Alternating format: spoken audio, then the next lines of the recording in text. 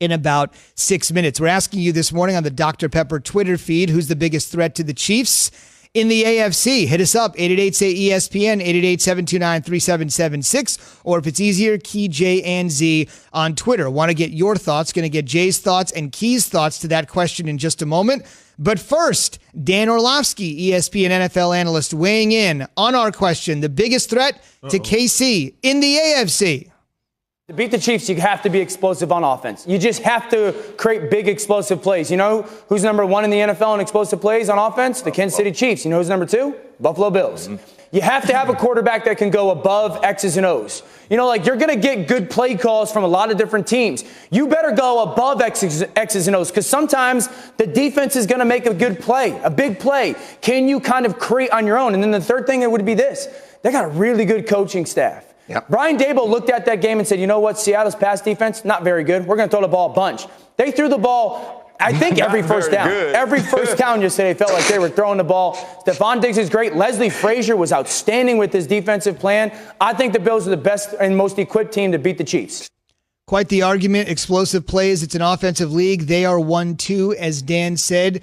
Key, do you agree? The biggest threat to the Chiefs in the AFC. Dan is going Buffalo. No, I don't agree. I'm not a prisoner of the moment. No, not at all. I understand that Josh Allen had a terrific game against a sorry-ass Seattle defense. I understand he is now back in some people's conversation for the sake of hype about an MVP. Josh Allen certainly played terrific against Seattle. There's no question about it. They do score in bunches. They have a lot of explosive plays, but that's not the only way you win football games. I think when you think about the Pittsburgh Steelers, that's a team, and then the team that beat Kansas City, the Oakland Raiders, John Gruden.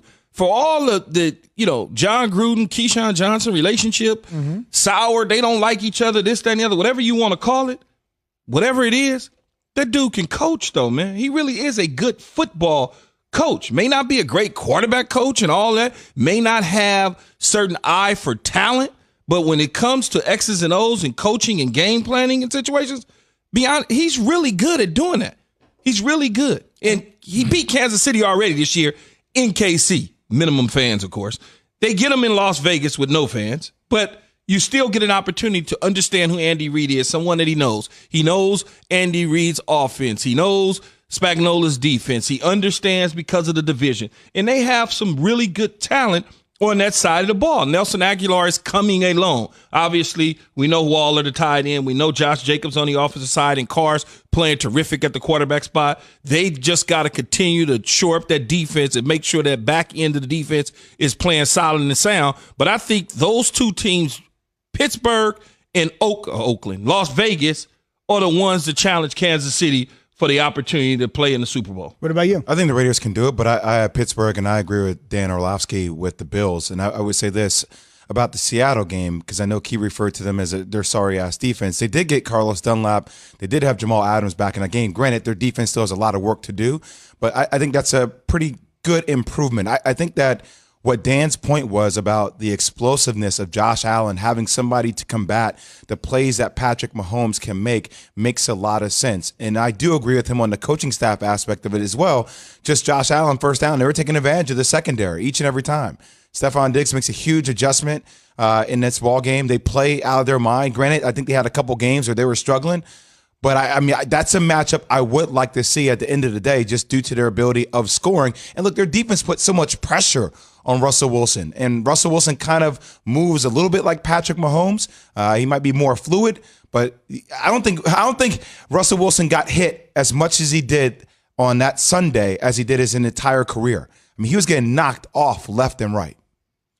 Well, for me, I look at it, and I look at the way Buffalo has played this year. They're a very good football team, there's no question.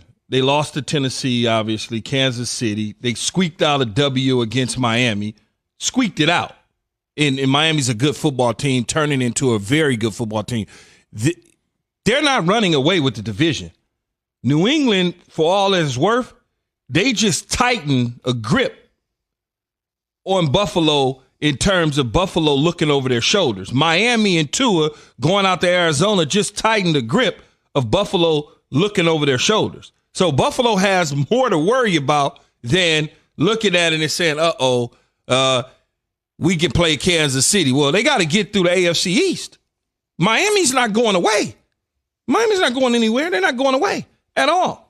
We want to hear from you. So the fellas have weighed in. Dan Orlovsky has weighed in with Buffalo. We want to hear from you. 888-SAY-ESPN, 888-729-3776, Key J and Z on Twitter. Simply put, one word, the team that poses the biggest threat to the Chiefs in the AFC. Just for a point of comparison, Key, this will be a big spot.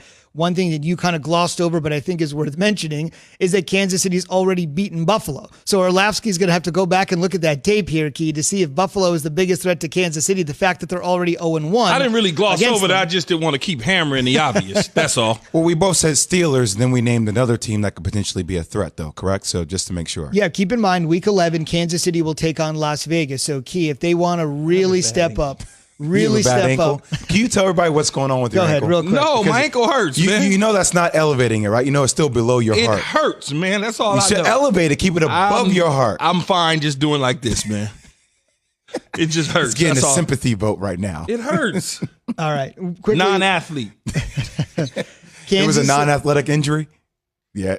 But what's so cool is I didn't fall. I was able to hold my balance. Were you by yourself or were you in public? No, I was at home. Oh, okay. So you're by yourself early in the morning? Yeah.